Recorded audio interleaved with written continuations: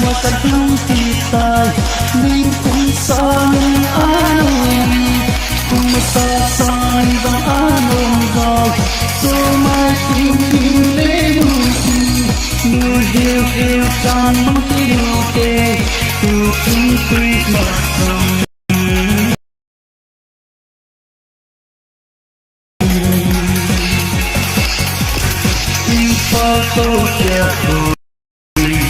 Christmas Day kahinte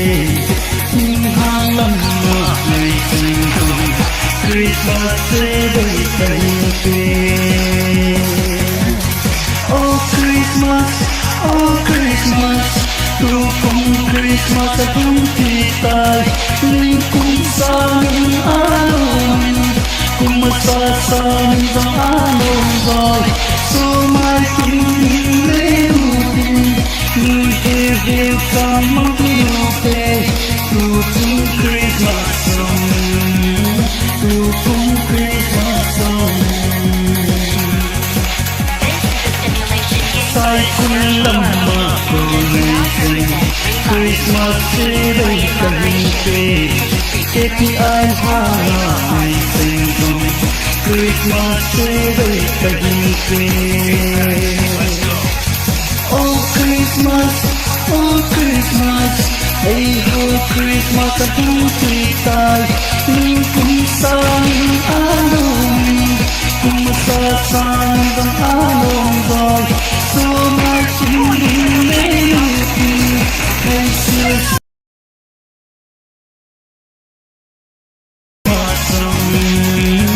tukong Christmas song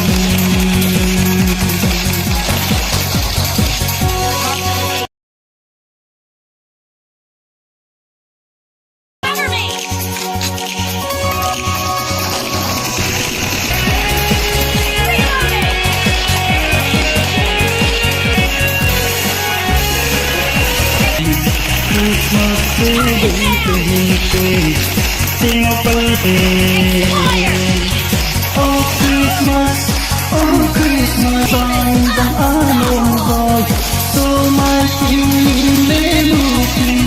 nuhil-hil kan kung Christmas song Dinsihan ako ay singkong Christmas Day kahinte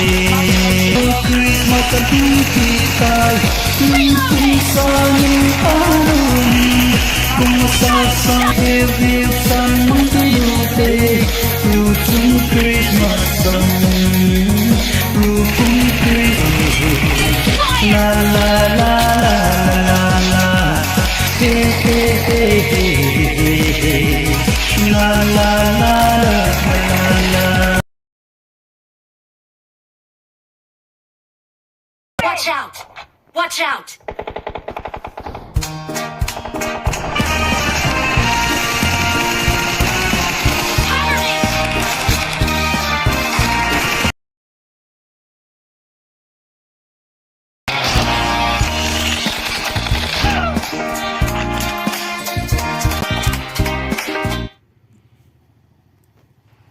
Watch out!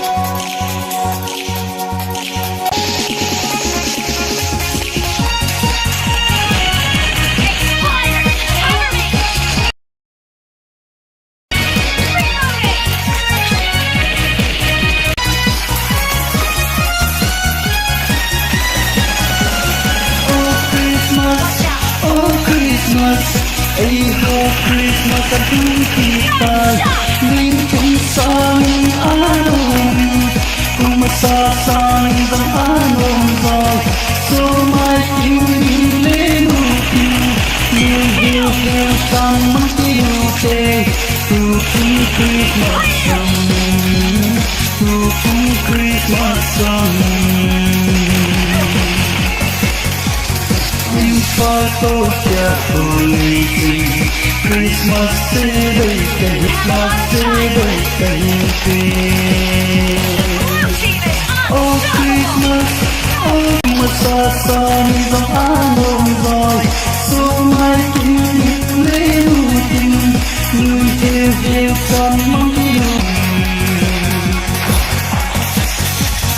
sai chung lâm mà cô ngày dành Christmas sẽ đây dành dòng Christmas sẽ đây cạnh phê Oh Christmas, oh Christmas hãy ho Christmas ở trong tươi tai nhưng cũng sao những alo cùng một xa xa dòng alo rồi số mai yêu lễ tình ngày xưa sẽ lên bóng khi đủ tê của chúng Christmas song của chúng Christmas song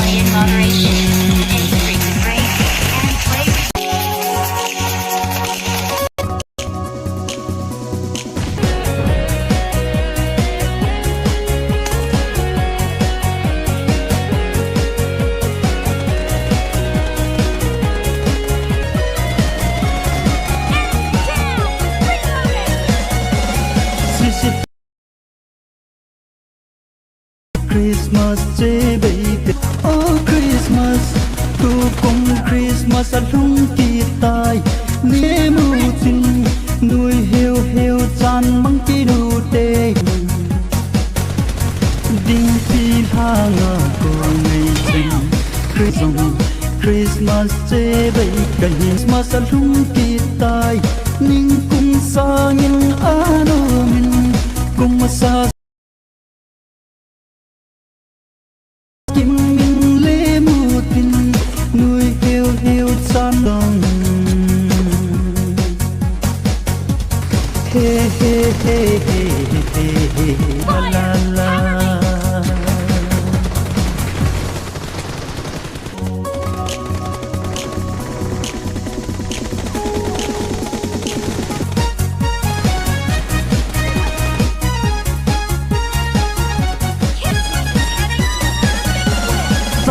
dòng an ôm rồi số mai kim minh lễ mù tình nuôi heo heo chan măng kỳ đủ tê tu chung Christmas song